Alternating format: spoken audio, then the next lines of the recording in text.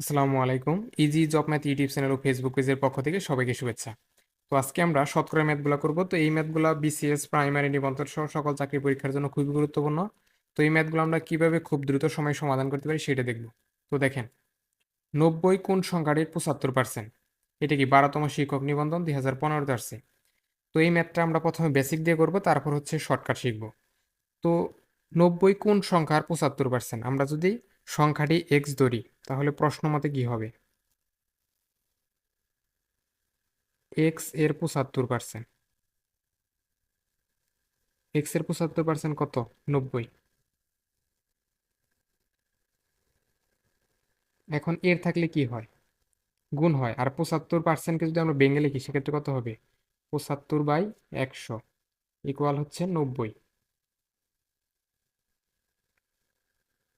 তো আমরা যদি এটাকে এই পাশে নিয়ে যাই তখন কি হবে? তো উল্টে যাবে।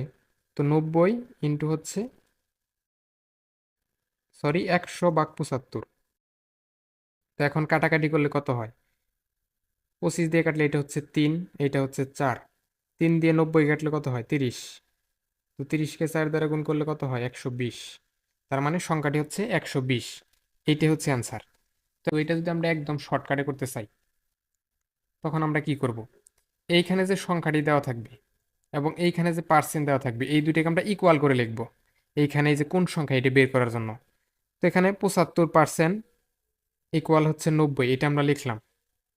এটা লেখার পর আমাদের উদ্দেশ্য থাকবে হচ্ছে 100%-এর মান বের করা।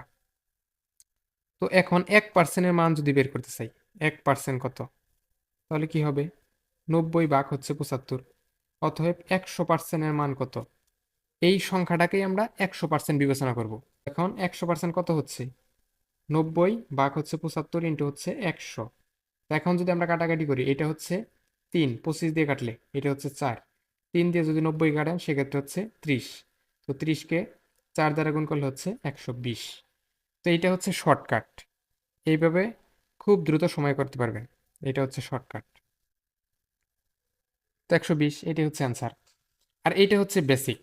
তো এইভাবে হচ্ছে লিখিত পদ্ধতিতে করতে পারবেন। আর একদম শর্টকাটে করার জন্য, মানে প্রশ্ন দেখেই যেন উত্তর বলে দিতে পারেন, এইভাবে করার জন্য এইখানে যে পার্সেন্ট দেওয়া থাকবে এই পার্সেন্টটা ইকুয়াল লিখবেন হচ্ছে এই সংখ্যাটা, এই কোন সংখ্যাটা বের করার জন্য।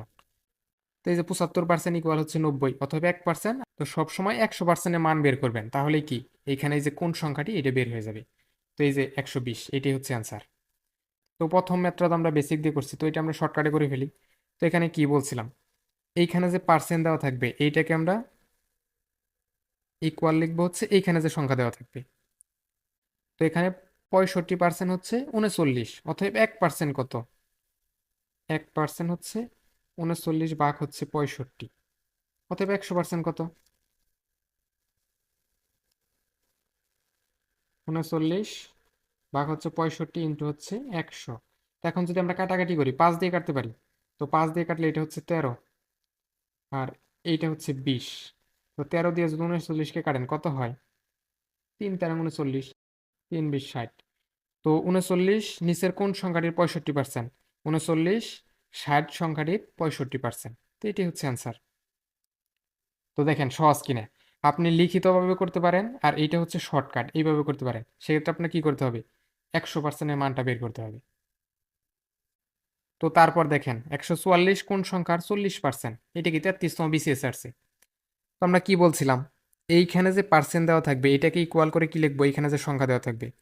তো 40% ইকুয়াল হচ্ছে 144। তো অতএব 1% কত? 1% কত? 144 ভাগ হচ্ছে 40, অতএব 100% কত?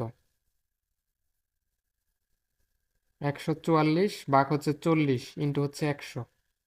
তো এখন যদি আমরা কাটাকাটি করি, এই শূন্য কাটা, 4 দিয়ে 144 কাটলে হচ্ছে 36। তো 36কে 10 দ্বারা গুণ করলে হচ্ছে 360।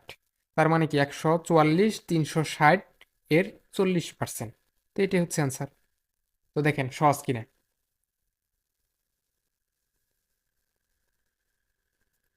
তো তারপর দেখেন 48 সংখ্যাটি কোন সংখ্যার 80%?